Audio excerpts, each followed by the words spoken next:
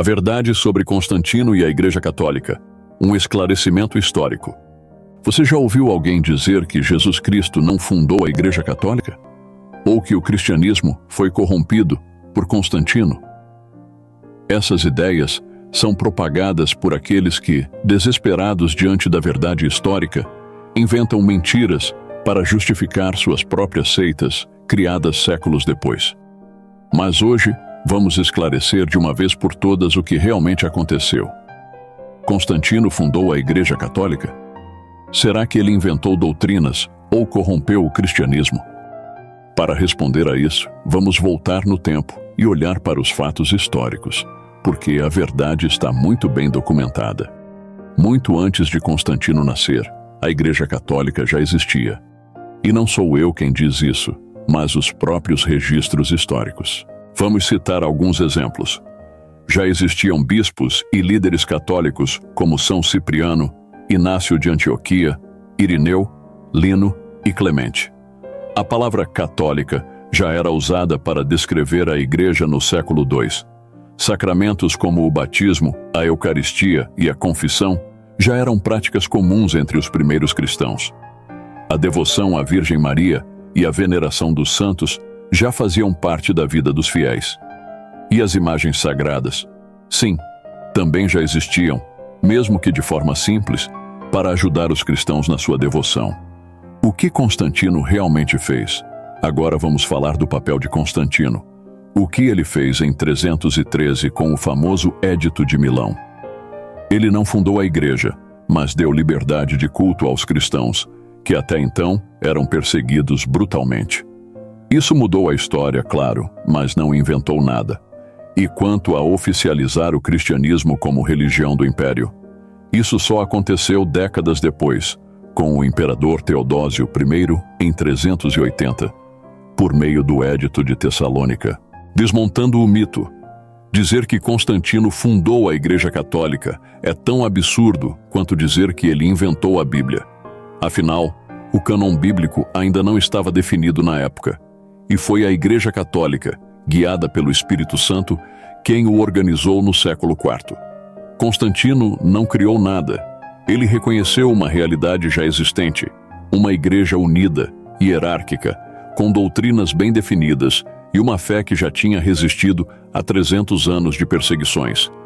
Se alguém te disser que a Igreja Católica foi criada por Constantino, pergunte: e quanto a São Pedro e os apóstolos? E quanto aos mártires dos primeiros séculos? E quanto aos bispos e padres da Igreja? A verdade histórica é clara. A Igreja Católica foi fundada por Jesus Cristo, confiada a São Pedro e guiada pelo Espírito Santo ao longo dos séculos. O Papado, uma linha ininterrupta de sucessão. Vamos falar sobre o Papado, um dos alicerces da Igreja Católica, que testemunha sua continuidade desde os tempos de Jesus Cristo. A Igreja conta com uma série ininterrupta de 266 papas, desde São Pedro até o Papa Francisco. Isso significa que antes mesmo de Constantino aparecer na história, já havia feito 32 papas guiando a Igreja.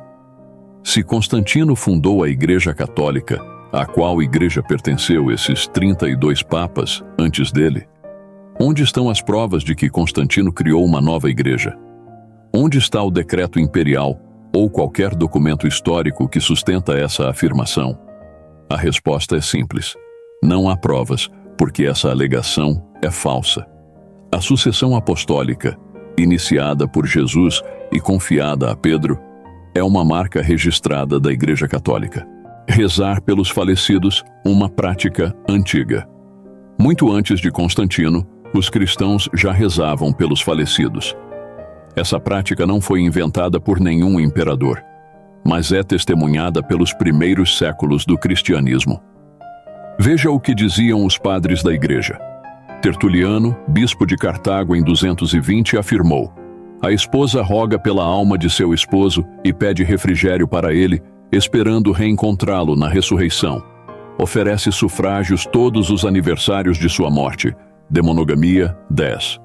São Cipriano, bispo de Cartago, em 258, referiu-se à oferta do sacrifício eucarístico pelos falecidos como uma prática recebida dos bispos anteriores a ele.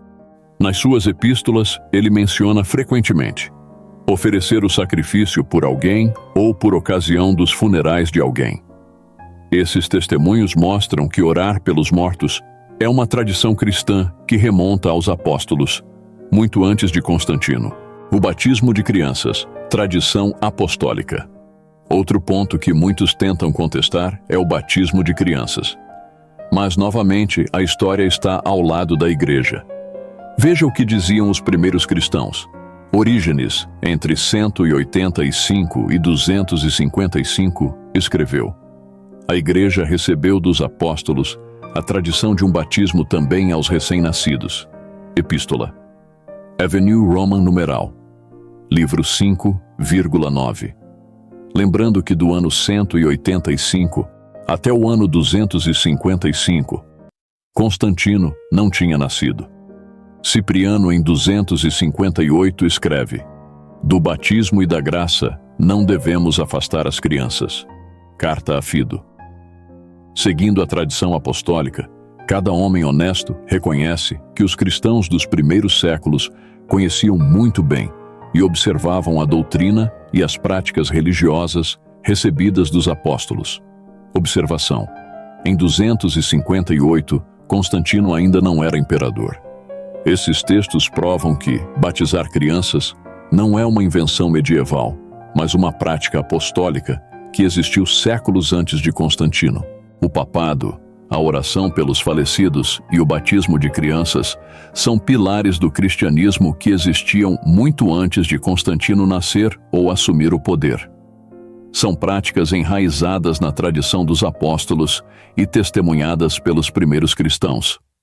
Então, na próxima vez que alguém tentar te convencer de que a Igreja Católica foi inventada por Constantino, lembre-se, a história está do lado da verdade. A Eucaristia, a presença real muito antes de Constantino. A Eucaristia, que é o centro da fé católica, também já foi celebrada muito antes de Constantino. Desde os primeiros séculos, os cristãos reconheceram a presença real de Cristo no pão e no vinho consagrado. São Justino Mártir, em 155, escreveu em sua Apologia: este alimento não é como o pão comum ou a bebida comum que recebemos, mas como Jesus Cristo, nosso Salvador, feito carne por meio da palavra de Deus. Também temos sido ensinados que o alimento consagrado pelas palavras de oração transmitidas por ele é o próprio corpo e sangue de Cristo. Santo Inácio de Antioquia, no ano 107, já dizia sobre a Eucaristia: eles se abstêm da Eucaristia e da oração porque não confessam que a Eucaristia é a carne de nosso Salvador Jesus Cristo, carne que sofreu por nossos pecados. Esses testemunhos mostram que a crença na presença real é algo que remonta diretamente à Igreja primitiva, sem nenhuma influência de Constantino. O uso de imagens, já presentes nos primeiros séculos. Outro mito que ouvimos é sobre o uso de imagens na Igreja Católica, como se fosse algo introduzido por Constantino. Mas, novamente, os fatos históricos mostram o contrário. Já no início do cristianismo, os cristãos decoravam as catacumbas com imagens de Jesus, Maria e dos santos, como testemunho de sua fé. Representações como o bom pastor, o peixe e a âncora são descobertas em arte cristã datada do século II. Essas imagens nunca foram vistas como objetos de espírito, mas como símbolos de devoção e inspiração, apontando para o céu. A comunhão dos santos. Uma família celeste desde o início. A ideia de que os santos intercedem por nós também é anterior a Constantino. A comunidade dos santos está profundamente enraizada na fé cristã desde o início. As primeiras comunidades cristãs já celebravam os mártires e guardavam as suas relíquias, confirmando a sua proximidade com Deus. Isso fica evidente nas palavras de São Cipriano e de outros padres da Igreja, que se referem aos santos como intercessores junto a Cristo. Sobre a Igreja Católica.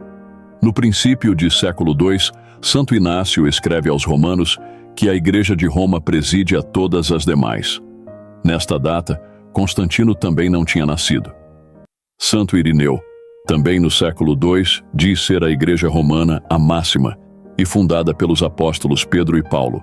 Conclusão: como se vê, a Igreja Católica ensinava e praticava estes dogmas e muitos outros mais, bem antes de Constantino nascer.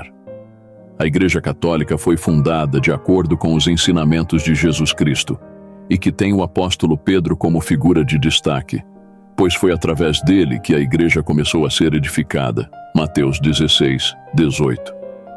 Cada um desses exemplos, o papado, a oração pelos falecidos, o batismo de crianças, a Eucaristia, o uso de imagens e a comunhão dos santos, nos lembra de uma verdade inegável. A Igreja Católica foi fundada por Jesus Cristo, vivenciada pelos apóstolos e continuada de forma ininterrupta pelos primeiros cristãos. A história não mente. A igreja que você conhece hoje é a mesma igreja que caminhou com Pedro. Foi fortalecida pelos mártires e guiada pelo Espírito Santo. Gostou desse esclarecimento? Então compartilhe este vídeo para que mais pessoas conheçam a verdade sobre a Igreja Católica. Deixe seu like, inscreva-se no canal e comente aqui embaixo. Você já ouviu essa mentira sobre Constantino? Vamos juntos continuar espalhando a verdade. Viva Cristo Rei e sua Mãe Maria Santíssima!